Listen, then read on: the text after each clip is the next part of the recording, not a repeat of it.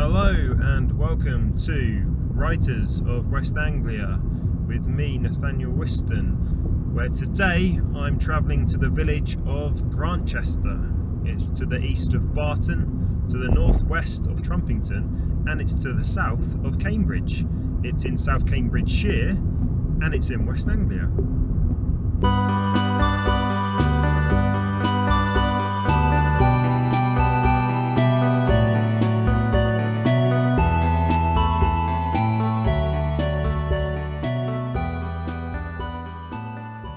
Today's writer of West Anglia is a controversial one, but I'm not one to shy away from controversy. I like to ruffle a few feathers every now and again. It's controversial because she's not from West Anglia.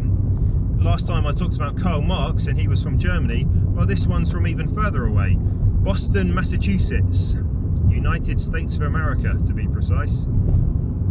And she is most famous for writing The Colossus and Other Poems, Ariel, and most famously her novel The Bell Jar. I am of course talking about Sylvia Plath. I haven't told you the latest, Jeremy. Band practice.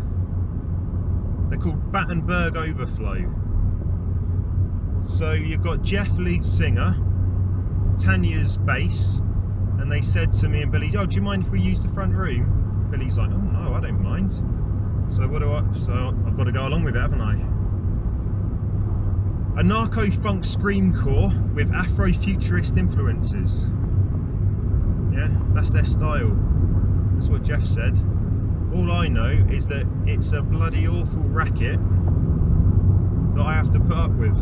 He sings with a warble to his voice, like vibrato they call it. And I said to him, "You sound like Frank Highfield." And he goes, "I don't remember him." I said, "Well, he remembers you." But he didn't laugh because he didn't know who Frank Highfield was, but I thought that was pretty good. The West Anglian connection to Plath is that in 1956 she came to Cambridge University to study. She won a scholarship to Newnham College. Well, this is the thing, right? Cambridge colleges are never pronounced the way they look. They should be phonetic, but they're not. They've always got really funny names. So it's written as Newnham, but it could just as well be Newham, or Noun, or Noonham, or it could be anything really.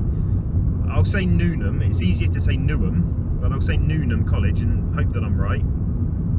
So she studied there, and she lived in Cambridge on the south side of the city on a road called Eltersley Avenue, which we'll visit today, and that's right next to Grantchester Meadows, which is in Grantchester. So we'll do that. We'll go to Grantchester, have a wander around the meadows and follow in Plath's footsteps, and then we'll go to Eltersley Avenue and see the house that she lived in when she was in Cambridge in West Anglia. I've had a stroke of luck, Jeremy. I've got a date tonight. She seems very nice. We've just been texting,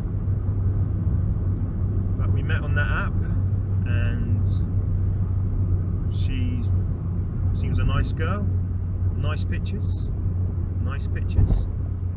and we're going for a drink. I think we're going to the Horseshoes, I said, and yeah, not getting my hopes up. We'll just see how it goes, but who knows, Jeremy, could be double dating with you and Liz soon, eh? I haven't actually read any of Plath's works, none of her books. I've glanced at a few poems in preparation for this. I did look up what The Bell Jar's about, and it looks pretty heavy going, but it's quite a short book, so it kind of balances it out. So yeah, I'll probably read that one day. I'm feeling inspired after going to Grantchester today. I'll want to do it. So I hear it's very good. That mob down the job centre has once again been driving me up the wall. You know how many jobs I've applied for this week? 10 jobs, and that's just to shut them up. Every time I go in there, have you applied for this? Have you applied for that? Look online, look in papers. Well, I have now. I've applied for 10.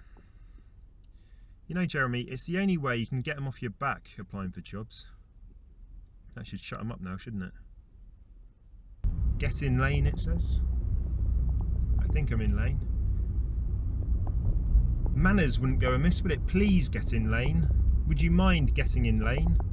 No, just get in lane. This is me. I think I can pull up just here.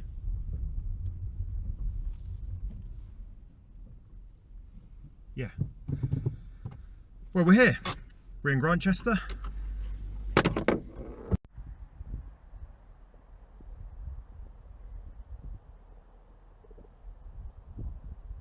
Grantchester has the highest concentration of Nobel Prize winners anywhere in the world, because all the old academics from Cambridge come and retire here. So you're literally never more than 50 feet away from a brainiac, egghead or boffin.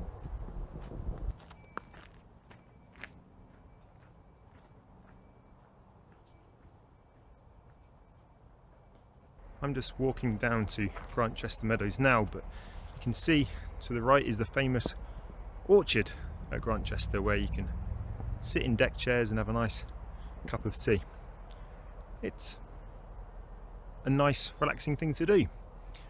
It looks a bit rubbish on this camera here, but no, it really is nice, and you can go and sit in there and have a nice afternoon. And if you know about Grantchester and the orchard, it has a lot of literary connections, namely Rupert Brooke, the first World War poet, who would spend a lot of time in there, sipping at tea, having a scone, and doing the kind of things a dandy in 1912 would do. He wrote a famous poem about Grantchester, in which he said how good Grantchester was by having a pop at lots of other towns and villages in Cambridgeshire, which wasn't a very nice thing to do.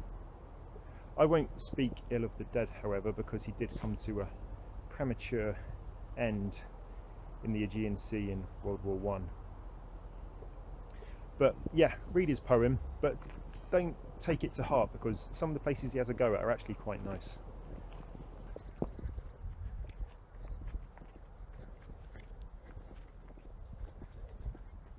This is Grantchester Meadows, and alongside me as I walk is the River Granter, which goes into the Cam, and it was along here where Plath would walk, and it was actually Grantchester Meadows which inspired her to write two of her poems, Watercolour of Grantchester Meadows and The Lady in the Earthenware Head, I think. This is the Granter next to the meadows, and it's reported that Lord Byron used to swim in there.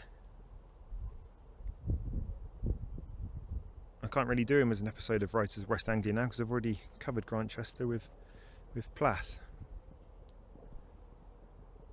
But if you're interested, that's where I used to take a dip. These two trees have attracted my attention, because Plath, in her poem The Lady in the Earthenware Head, was inspired by a clay model of a head that a friend sculpted for her.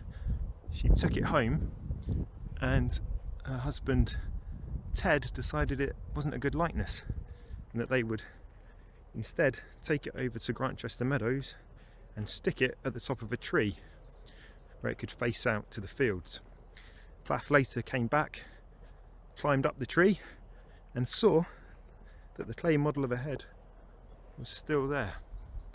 So now I'm just having a quick look to see if I can see it today. There's quite a few trees here, and I don't want to look up every single one of them, but if I was to find it, that would be quite a coup, wouldn't it?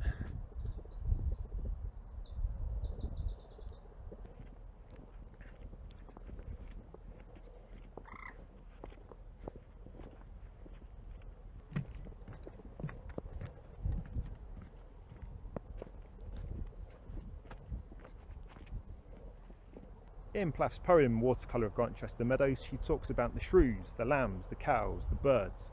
She talks about nature, and she talks about predators, how the owl will attack the rat for food. And she talks about students walking idly by, not really paying any attention or noticing it. It's funny how she picked up on that. Students in those days were too busy thinking about lofty ideals and theories.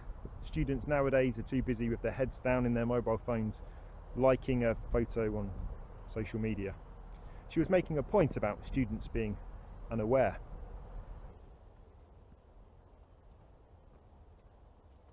I'm now going to leave the meadows behind and take the short walk over to Eltersley Avenue, which is the house that Plath lived in when she was in Cambridge. It hasn't taken me very long to get here. You can still see there's a sign for Grantchester Meadows there, and then the sign for Eltersley Avenue. Quite jarring to go from the plush verdant meadows to the harsh concrete suburbia of Cambridge, isn't it? It's up here where Plath lived, on the first floor of the house. Paid £4 a week. Came here sort of autumn 56 to sometime in 57. Everywhere's all a bit sketchy on it, to be honest. Couldn't seem to nail down the date. But this is it.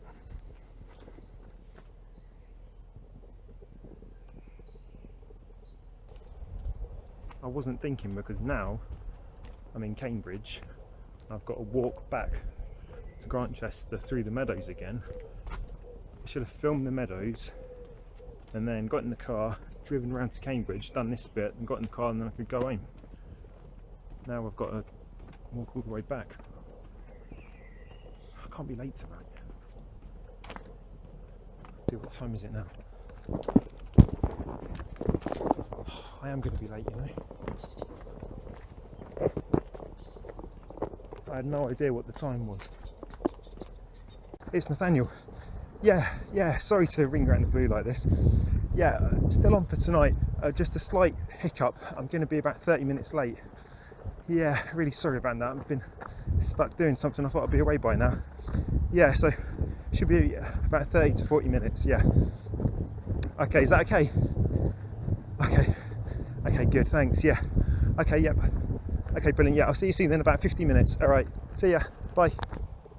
Grantchester Meadows is a good place to come for a walk, especially when the sun's setting like this and you've got the Granta beside you. It's really nice and everything. But it's not so nice when you're in a hurry, and it just seems to go on for miles and miles. I mean, it didn't seem this long when I was walking in the other direction. I said I'd go alone this series, Jeremy, but this is why I need someone here, a timekeeper. Tell me when I'm overrunning, so I don't get late back. If I've blown it tonight, it's your fault, Jeremy. Your fault.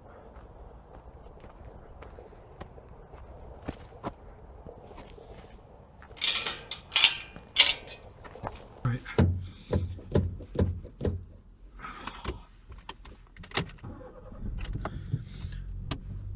Home. Oh, come on.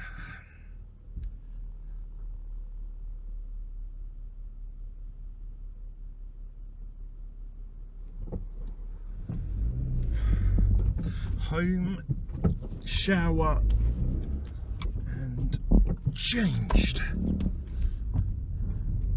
Jeremy, I'm in a rush. Just edit it, just cut it all together. Go to Grantchester, go to Cambridge, and then just edit it. Okay, great. That was Grantchester, and that was the story of Sylvia Plath and her time in West Anglia. And I know she wasn't here for very long, but I hope you'll agree with me in that she had an important part to play in this region's literary history. And Grantchester, what a place that was. We had the Rupert Brooke connection, Lord Byron, and I forgot to mention this, but Siegfried Sassoon, the World War I poet, his son used to live in the flat above Sylvia Plath at the same time. So that's something else. That's it from me today, Nathaniel Whiston, and that's it from me, Nathaniel Whiston, and I hope you'll join me again next time for another episode of Writers of West Anglia. Goodbye.